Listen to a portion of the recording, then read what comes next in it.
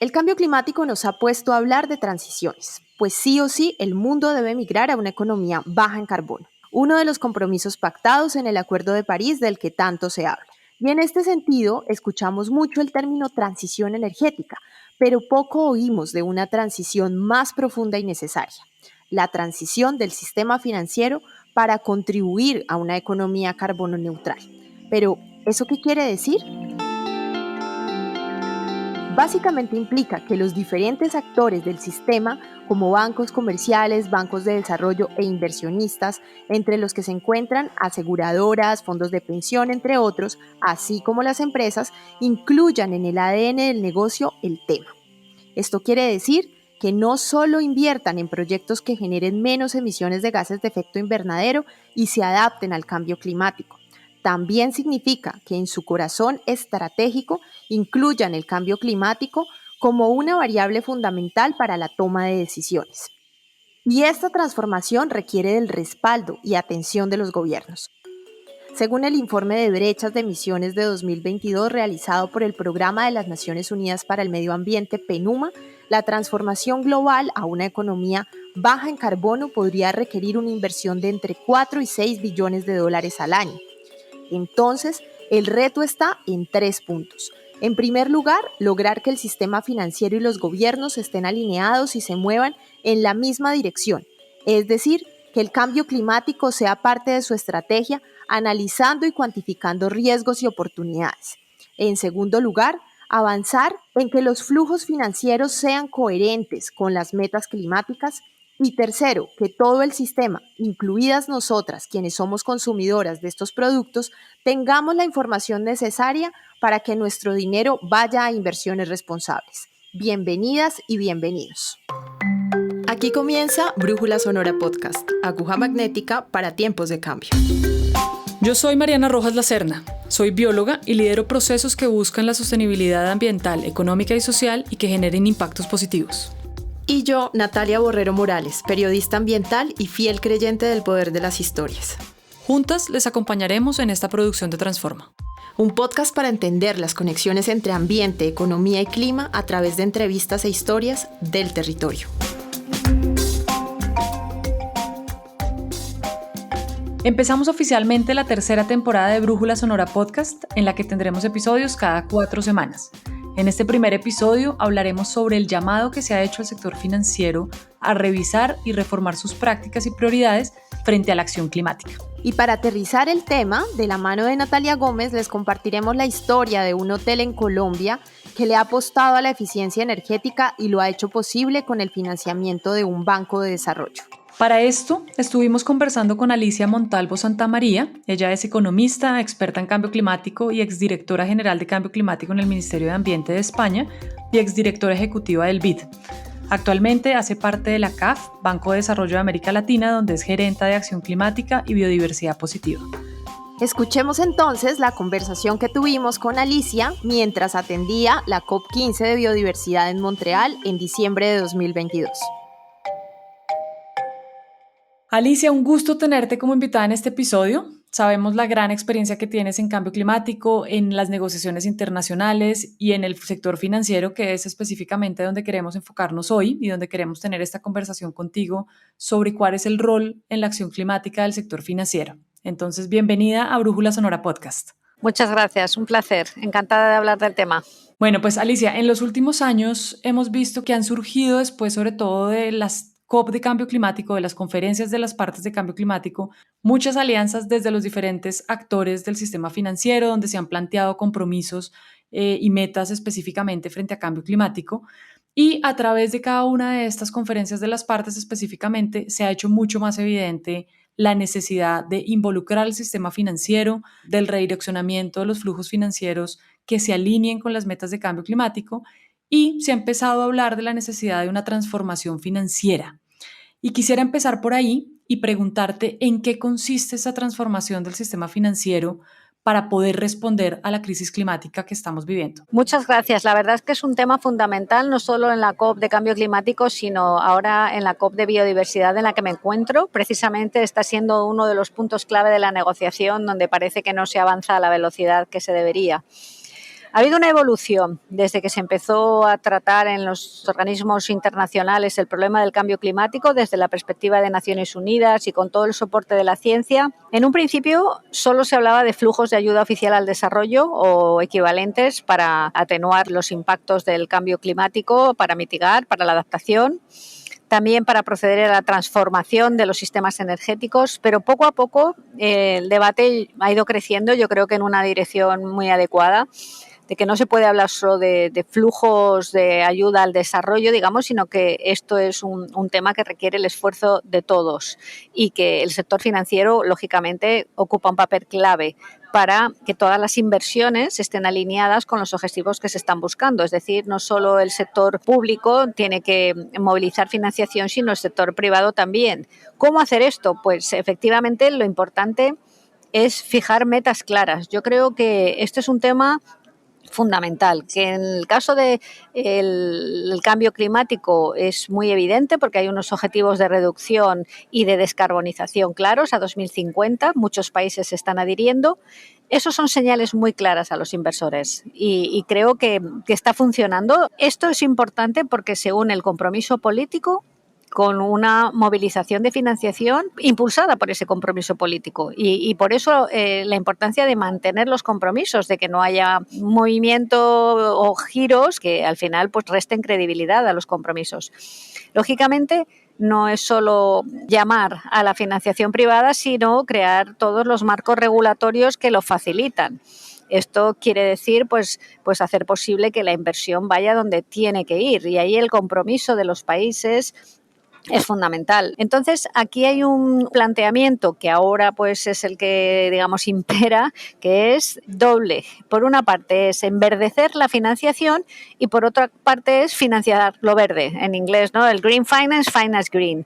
Yo creo que esto es la clave. Al final, todos los flujos financieros tienen que transversalizar las cuestiones relacionadas con el cambio climático, con la biodiversidad, con evitar impactos negativos. Esto tiene que ser un tema transversal.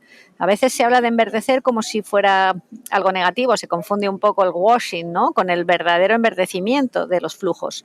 Este es un reto importantísimo y creo que vamos en muy buena dirección, porque pues, el sistema financiero se está comprometiendo de una manera clara en incorporar los aspectos verdes en los flujos. Muchas veces por puras consideraciones de riesgo. Efectivamente, el riesgo financiero asociado a los impactos del cambio climático o a los impactos de la pérdida de biodiversidad tiene que incorporarse en todas las decisiones. Y bueno, pues esto hace falta, de nuevo, pues poner en marcha metodologías claras, transparentes, sobre todo que se vea que efectivamente está pasando lo que se dice que está pasando. Respecto a la financiación verde, ahí yo creo que todavía queda un camino por recorrer, porque las necesidades son muchas.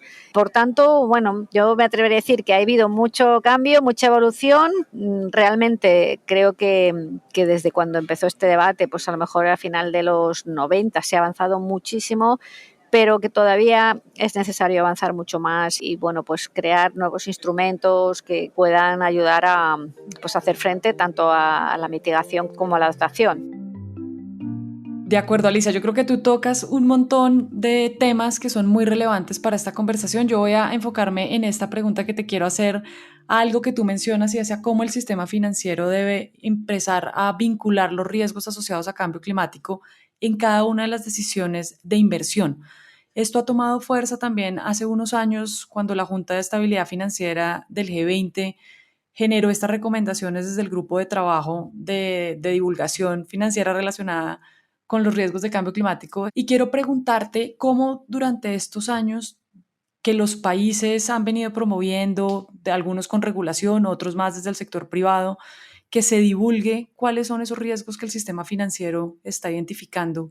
¿Qué tanto ves tú que esto ha movido al sector a entender mejor el cambio climático desde su negocio?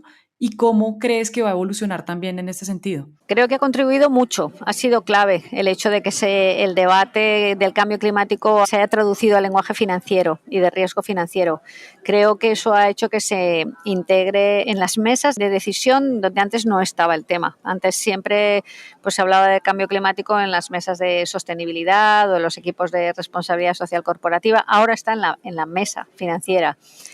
Creo que ha contribuido mucho, pero es verdad que todavía las grandes instituciones o las grandes corporaciones lo tienen mucho más incorporado que a lo mejor pues otras instituciones de menor escala, y sobre todo también a lo mejor en los países de América Latina, que son quizá por los que yo puedo hablar en este momento. Me parece que hay todavía una heterogeneidad entre los que tienen ya sistemas muy maduros y los que apenas pues están empezando a contemplar estos temas. Entonces ahí hace falta todavía, creo, no solo regulación, sino sobre todo mucha capacitación y ver exactamente cuáles son las consecuencias de integrar estas decisiones en el sistema financiero o en el sistema corporativo. Ahora, por ejemplo, se está aquí hablando también de incorporar el riesgo asociado a la naturaleza, que eso es bastante más complicado, ¿no? Porque a veces hasta la propia definición de qué es naturaleza está siendo, bueno, pues objeto de muchas discusiones, ¿no? ¿Qué es naturaleza? ¿Qué son los impactos? ¿Cuáles son, pues, realmente los límites? Entonces, yo pienso que todas estas consideraciones, llevarlas a la mesa financiera, es importante, pero a veces el riesgo es que, bueno, pues que no, al final uno no llega a entender qué es lo que está pasando y cuál es el detonante de una decisión, ¿no? Si es puramente financiera, si realmente hay un negocio. Entonces, yo creo que ha contribuido muchísimo en el tema del cambio climático, pero todavía me parece que hay que extender este debate mucho más a los temas de adaptación, o sea, riesgo financiero asociado a los impactos del cambio climático y riesgos asociados a la pérdida de biodiversidad. Pues, por ejemplo, en el sector agropecuario es clave, ¿no? Lo que pueda pasar si no se toman en consideración estos riesgos. Entonces, sin duda, ha ayudado mucho. Yo creo que hay un antes y un después desde que se integraron estos debates, ¿no? En tema financiero. Sí, ha sido clave. Alicia, ahorita volvemos para hablar un poquito más de lo que significa que en una COP de biodiversidad también el tema de financiamiento y de flujos financieros se esté abordando, como nos cuentas que se está haciendo. Yo quisiera que habláramos del rol que tiene la banca de desarrollo, que también fue un tema clave durante la COP 27, porque pues muchas voces hicieron el llamado a que se transforme, a que se reforme también esta forma en que la banca de desarrollo aporta y apoya la financiación del cambio climático. Entonces, quisiera que nos hablaras y que le explicaras a nuestra audiencia por qué es tan importante la banca de desarrollo en la lucha contra el cambio climático, contra la pérdida de biodiversidad, y asimismo cómo es también la banca la que termina dándole algunas como directrices al sistema financiero en general. Bueno, la banca de desarrollo tiene un papel clave porque llega precisamente, por lo menos en una primera instancia, donde no llega el sector privado. Su valor es precisamente esta adicionalidad de cubrir espacios o fallos de mercado donde no llega pues el sector financiero privado. Y aquí en el tema del cambio climático, en el tema de la biodiversidad es clave porque bueno, pues estamos hablando de problemas con unos periodos de maduración larguísimos, bueno, pues muchas incertidumbres. Entonces, yo creo que a lo largo de estos años y desde que se inició pues, la Convención de Cambio Climático y la de Biodiversidad, la relación entre el mundo de los debates de Naciones Unidas, mucho más centrados en los temas, diríamos, sobre la base de la ciencia, ¿no? Y de ahí pues, el papel del IPCC o el papel del IPBES en el caso de biodiversidad, no siempre pues iban tan alineados con lo que se estaba discutiendo en las instituciones multilaterales de desarrollo, principalmente bueno, pues la banca multilateral, tanto global como la regional. Creo que la creación del Fondo Verde del Clima en el año 2010, que empezó, pues luego empezar a funcionar en 2015, es un paso adelante porque ahí fue la creación de una herramienta propia de la Convención como instrumento financiero, pero sinceramente todavía no parece que esto haya permitido que haya una cierta disociación entre lo que pasa en los debates de la Convención y lo que pasa pues, en las mesas por decir así, de las reuniones anuales del Banco Mundial o en las asambleas que juntan a los bancos multilaterales de desarrollo. Y lo que ha pasado, en mi opinión, y también un poco desde mi trabajo aquí en CAF lo puedo comprobar, es que hay una cierta fragmentación. Sigue habiendo una cierta fragmentación de fuentes de financiación, de falta de coordinación, de falta de alineamientos. Se cumple un papel fundamental, pero no siempre se trabaja de forma coordinada. Esto hace que se pierdan muchas energías y que haya pues una sensación de que esto no está alineado con lo que se pretendía. El mensaje de la COP27 ha sido clarísimo. Ha sido esto hay que revisarlo, tienen ustedes que trabajar juntos, tienen que desarrollar herramientas innovadoras y eso se está notando. Esto yo creo que nos va a obligar a diseñar pues unas herramientas mucho más abiertas, intentar trabajar menos en silos. El trabajo en el terreno es clave. Ahí nos estamos dando cuenta de que este enfoque es un enfoque que es adecuado, la verdad, porque al final la coordinación se tiene que hacer en las sedes, ¿no? En los headquarters, pero también se tiene que hacer sobre todo en el terreno, que es donde luego al final pues, se reúnen los distintos equipos de las instituciones. Pero está claro que hay una cierta insatisfacción latente en la forma en la que se ha venido trabajando y al mismo tiempo una pequeña frustración, porque yo creo que todas las instituciones estamos colocando la agenda verde y de biodiversidad en el corazón de nuestra mesa de toma de decisiones y de nuestros directorios, pero a veces es cierto que sentimos que no llegamos o que no llegamos donde deberíamos o que cuando ya llegamos resulta que hay otra institución y no sabemos bien cómo trabajar juntos. O sea, se avanza, claro que sí, se avanza, pero creo que el mensaje de hay que reformar la manera en la que trabajan las multilaterales, hay que centrar los esfuerzos, tienen ustedes que coordinarse y trabajar en herramientas como garantías, seguros, más flexibles, los tiempos de maduración son muy largos, todo este tipo de mensajes yo creo que se ha tomado buena nota de ello y ahí estamos trabajando, pero obviamente pues hay unas dinámicas que tomarán su tiempo, pero me parece un mensaje fundamental. Alicia, y precisamente ya que lo mencionas, que pues a partir del mensaje tan claro que da la COP27 a revisar cómo está funcionando la banca de desarrollo multilateral, quisiera que desde tu experiencia y desde el trabajo que ustedes hacen en CAF, ¿cuáles son como esos pasos más próximos que tú te imaginas que van a ocurrir, por ejemplo, antes de la COP28 frente a este mensaje? El mensaje de la COP puedo decir que ha tenido impacto. Todas las instituciones se nota una inquietud entre tanto los máximos responsables, los presidentes, como los equipos técnicos para buscar espacios de coordinación. Se están, de hecho, elaborando documentos con mensajes conjuntos que tienen mucho que ver con la necesidad de hacer un mainstreaming en la financiación, de trabajar juntos, de dejarnos guiar por las prioridades establecidas por los países tanto en sus NDCs como en sus planes nacionales de biodiversidad.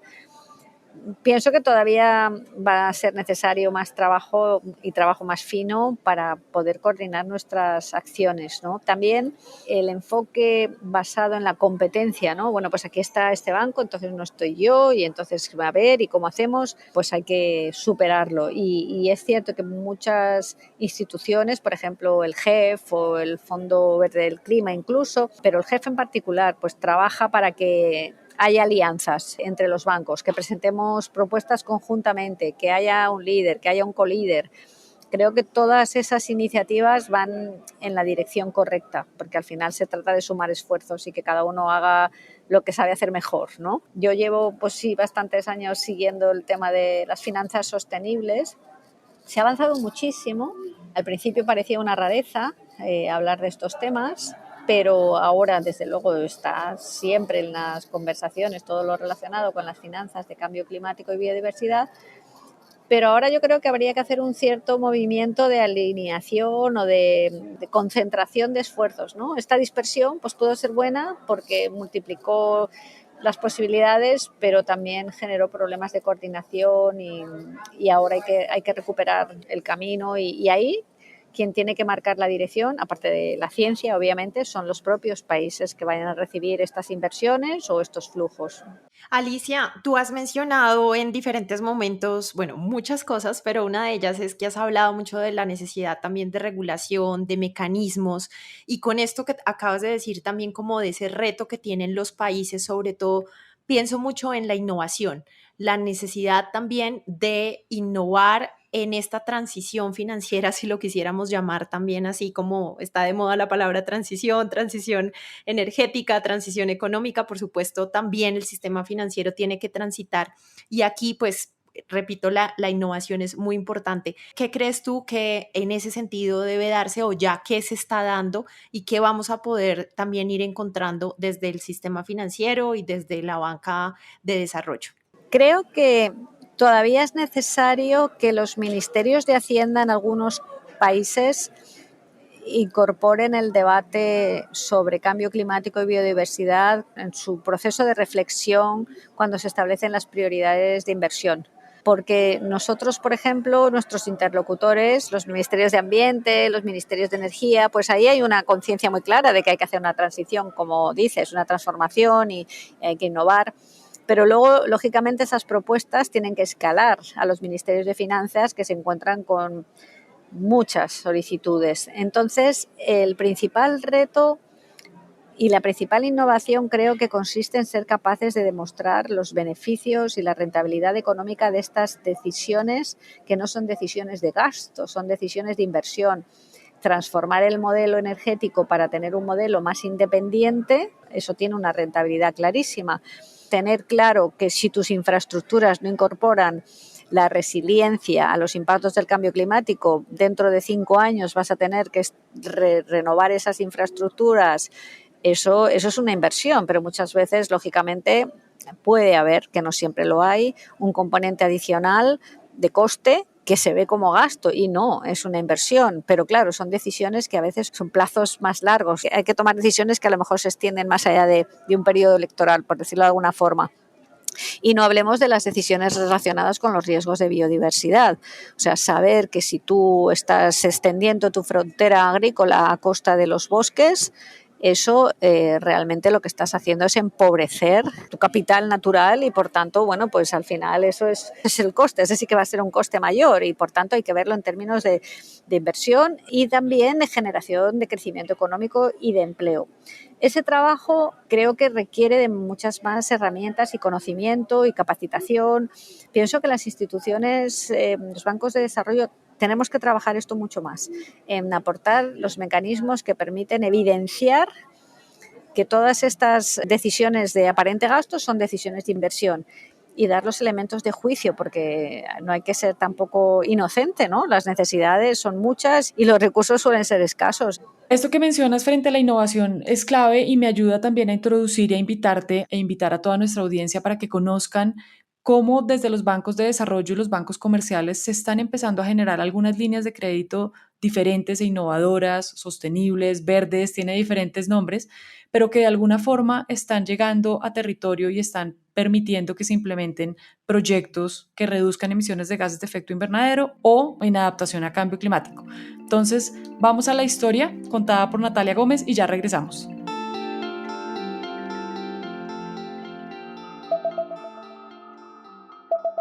A 156 kilómetros de Bogotá, entre la cordillera central y la llanura colombiana, se encuentra Guamal, un municipio conocido por sus aguas cristalinas, sus paisajes y su actividad petrolera. Hay mucho verde, hay mucho cultivo de maíz, de arroz, que hace ver la llanura en su extensión. Hay unos amaneceres y atardeceres muy lindos. Hay espacios donde aves como las corocoras llegan a retozar, tienen como árboles que ellas llegan y luego salen en el día y en la noche vuelven a estarse en eso. Hay unos paisajes que se ven muy hermosos de una flor que llaman flor amarillo, que en cierta época todo el árbol se vuelve de color amarillo, de color blanco, de color lila. Entonces enamora, o sea, Guamal es un municipio bonito. Así lo describe Liliana Colorado, una mujer de 55 años, ingeniera de sistemas, que lleva más de 3 décadas en la región y quien actualmente es propietaria y socia del hotel y restaurante El Sitio.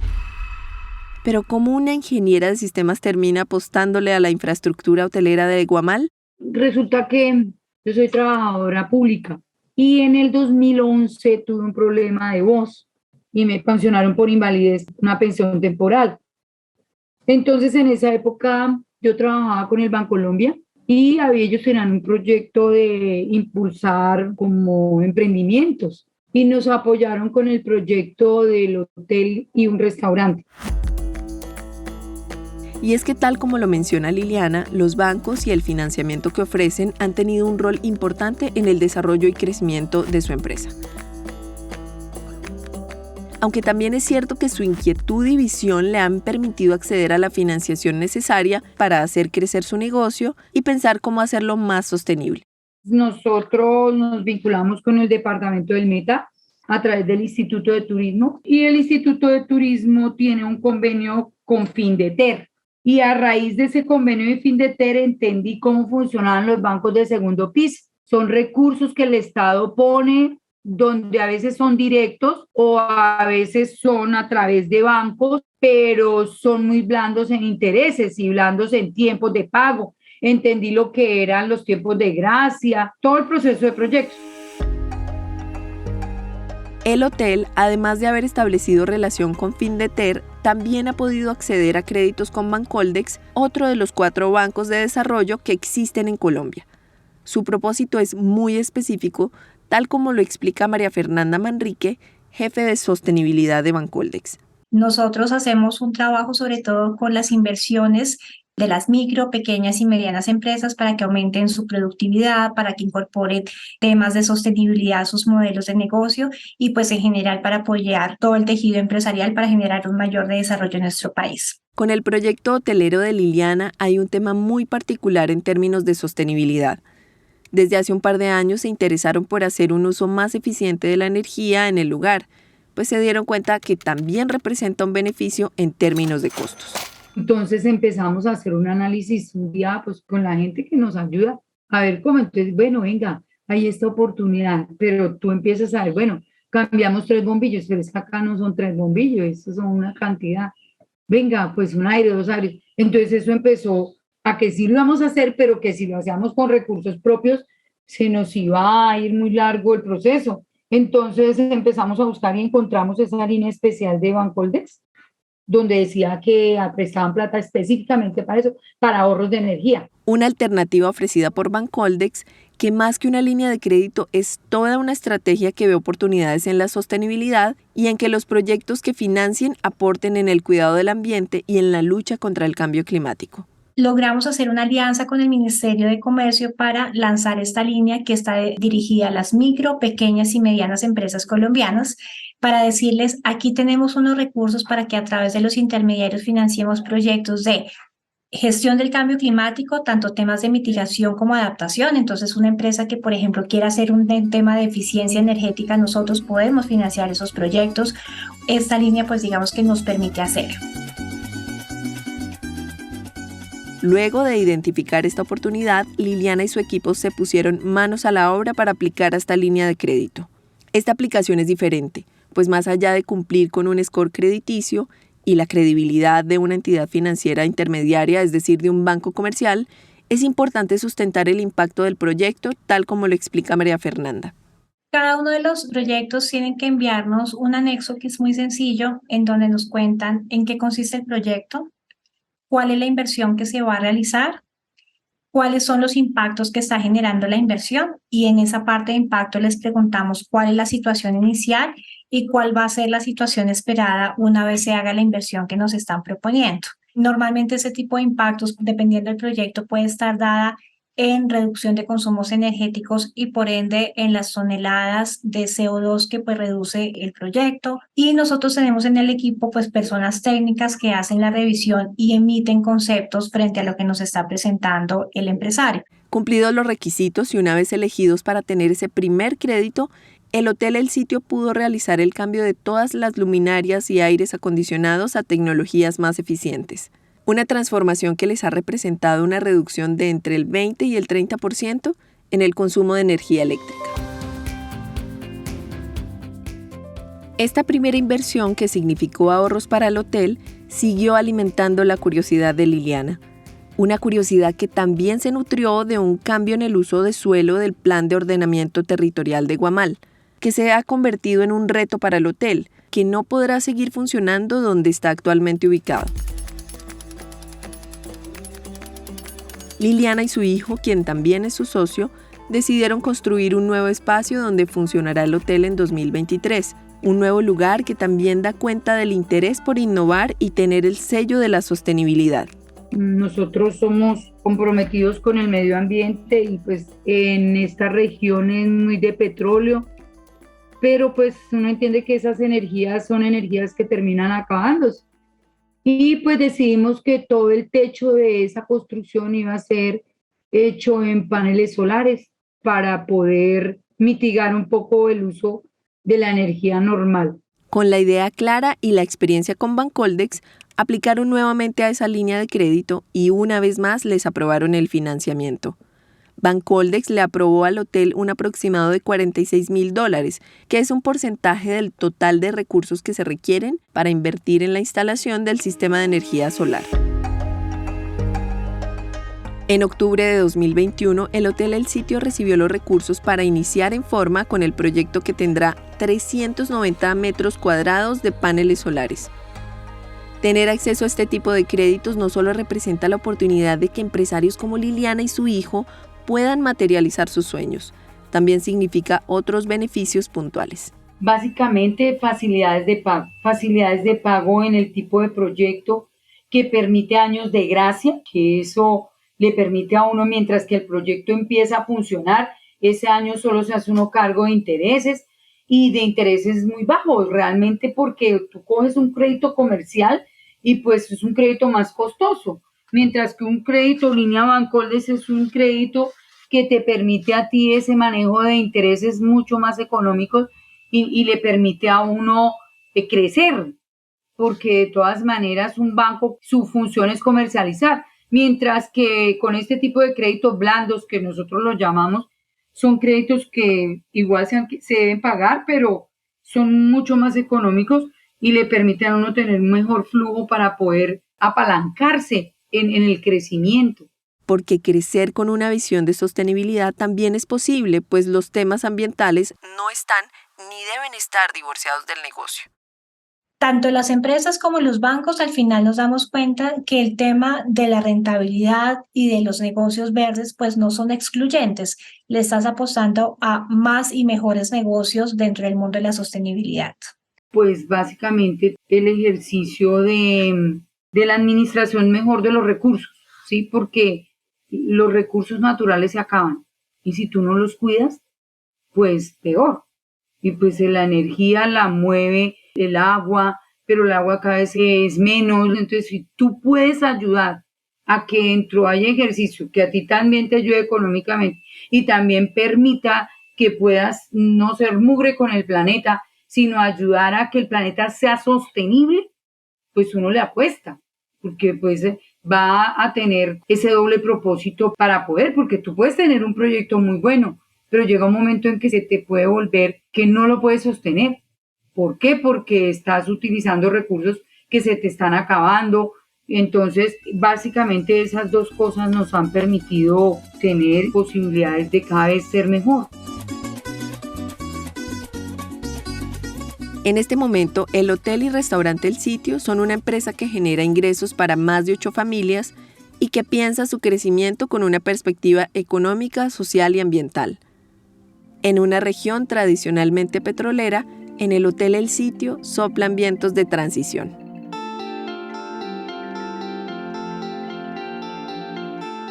Bueno, después de escuchar esta historia en Colombia que nos inspira y nos muestra cómo definitivamente cada vez más está enverdeciendo el sistema financiero, volvemos con Alicia. Y Alicia, quiero preguntarte, desde tu rol y desde tu experiencia, ¿cómo ves que están las finanzas verdes o el financiamiento verde en Latinoamérica? Y también tú has mencionado varias veces a la CAF, pues que nos cuentes también en qué está y cuáles son las metas principalmente que tienen para los próximos años. Creo que los países de América Latina han incorporado en todas sus políticas y sus discursos la necesidad de avanzar en la descarbonización. Lo estamos viendo ahora recientemente, pues desde luego en Colombia, Brasil, o sea, todos los países están renovando sus compromisos en materia de descarbonización, de alcanzar la neutralidad en el año 2050. Creo que es un tema que ha quedado definitivamente en las agendas de todos los países. Pienso que todavía es necesario avanzar en los temas relacionados con la adaptación al cambio climático, porque a pesar de que efectivamente la región es una de las que más sufre los impactos, de hecho se estima que entre un 2 y un 3% del PIB de la región se pierde como consecuencia de estos impactos. Aún así, no se invierte lo suficiente para tener infraestructuras resilientes y a veces son decisiones, como decíamos, con coste, pero a veces son simplemente decisiones de planteamiento, de decisión, de transversalización del componente verde. Ahí me parece que todavía se puede avanzar mucho y es necesario tener las herramientas, la capacitación, conocer cuáles son pues, las metodologías más novedosas, innovación que comentábamos antes. Ahí también creo que es donde podemos apoyar mucho instituciones como CAF. Aunque nosotros no somos muy grandes, pero estamos muy cerca y tenemos impacto. Y podemos también replicar lo que estamos viendo en unos países, replicarlos en otros. Tenemos esa cercanía en el diálogo. Me da la impresión de que se está empezando a tomar conciencia muy clara en muchos países de que la biodiversidad hay que protegerla, los bosques hay que protegerlos. Por ejemplo, nosotros que estamos trabajando en temas de economía azul, es decir, toda la regeneración de las franjas costeras, los arrecifes, los corales como elementos también potenciadores de un turismo sostenible. Todo este tipo de cuestiones están apenas empezando a verse desde esta mirada, de esta perspectiva. Ahí todavía queda recorrido y pienso que ahí es donde también las instituciones multilaterales podemos apoyar mucho más. En mitigación creo que el recorrido ya está hecho, faltan tomar algunas decisiones, obviamente, de la transformación de los modelos energéticos, que son complejas, pero donde creo que estamos todavía en unas fases, digamos, preliminares y donde el impacto que puedan tener nuestras decisiones va a ser mayor es en adaptación y en protección de los ecosistemas. Ahora sí quiero volver entonces, y con esto cerramos esta conversación, a los temas de biodiversidad, aprovechando tu participación en la COP15 en Montreal. Tú lo has mencionado y creo que el reto que tenemos en adaptación a cambio climático es un reto muy similar al que tenemos en los temas de financiamiento asociado a conservación de la biodiversidad, teniendo en cuenta que, como tú lo mencionas, no se ve como un negocio, no hay todavía un avance para que éste tenga un mayor involucramiento por parte del sector financiero. Y en ese sentido, quiero preguntarte cómo estás viendo desde los bancos comerciales, desde los bancos de desarrollo, desde los inversionistas que se estén involucrando en financiar la conservación, de frenar la pérdida de biodiversidad y, por otro lado, también de considerar cuáles son los riesgos de esta pérdida para sus estrategias de negocio. Creo que hay una gran expectación. El pabellón que ahora mismo se ve más dinamismo es un pabellón que se denomina business, lo cual es bastante significativo, ¿no? Pero creo que, como decía antes, al final las señales que se tienen que dar desde las negociaciones deben ser claras, porque si no, pues los inversores no se van a sentir tan entusiasmados y al final pues hay mucho fondo de inversión, fondo de impacto, hay mucha institución financiera y lo que esperamos también es que haya una claridad por parte de los países en asumir compromisos. Al final son compromisos que se tienen que asumir soberanamente para atraer inversión. Entonces, creo que el sector financiero público y privado aquí está muy dinámico, pero que es cierto que hace falta que todavía se consoliden las señales claras respecto al marco post-2020 del marco global financiero para la biodiversidad, el marco global, donde bueno, pues lo que se espera es que se revierta la tendencia de destrucción de biodiversidad antes de 2030 y que para 2050 se alcance lo que llaman la armonía con la biodiversidad, ¿no? Y ahora estamos en el punto de inflexión que si no se toman compromisos y acciones no seremos capaces de revertir esta tendencia en 2030. Estamos en el momento clave y si eso se produce en esta conferencia, creo que el sector financiero está listo para invertir. Bueno, Alicia, sin duda hay mucho trabajo por hacer. El avance que tenemos desde el sector financiero y el involucramiento que se ha dado por los diferentes actores del sistema, sin duda ha aumentado muchísimo, pero también falta mucho trabajo y, como tú lo mencionas, en la región latinoamericana también hay unos retos muy importantes frente a la adaptación al cambio climático. Como lo mencionabas en otras de tus respuestas, pues biodiversidad también es un tema que se está discutiendo, sobre todo ahorita en la COP15. Y con esto, pues, Alicia, queremos agradecerte por habernos acompañado. Esperamos que, como salieron mensajes muy puntuales para el sistema financiero desde la COP27, en la COP15 ahorita en Montreal también resulten algunos mensajes muy relevantes que involucren mucho más al sistema financiero en el financiamiento de la conservación y pues abordar de una manera mucho más eficiente la pérdida de la biodiversidad. Entonces, muchas gracias por habernos acompañado.